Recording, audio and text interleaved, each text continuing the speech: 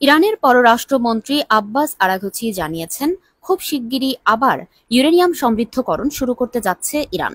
মার্কিন সংবাদ মাধ্যম সিবিএস নিউজকে দেওয়া এক সাক্ষাৎকারে তিনি বলেন, পরমাণু কর্মসূচি নিয়ে আলোচনা শুরুর আগে দরকার সময় ও নিরাপত্তার নিশ্চয়তা। আরাঘচি বলেন, আমি মনে করি না আলোচনা এত তাড়াতাড়ি আবার শুরু হবে। তিনি বলেন, কূটনৈতিক পথ এখনো খোলা, তবে আলোচনায় বসার আগে তেহরান নিশ্চিত হতে চায় যুক্তরাষ্ট্র নেবে না। সম্প্রতি ইসরায়েলের ১২ দিনের বিমান হামলার পর এই প্রথম কোনো মার্কিন সংবাদ মাধ্যমের মুখোমুখি হন তিনি। আরাঘচি দাবি করেন, ইসরায়েল পারমাণবিক বিজ্ঞানীদের হত্যা ও সেন্ট্রিফিউজ ধ্বংস করে তাদের লক্ষ্য পূরণে ব্যর্থ হয়েছে। তিনি বলেন, বোমা হামলার মাধ্যমে প্রযুক্তি ও বিজ্ঞানকে ধ্বংস করা যায় না।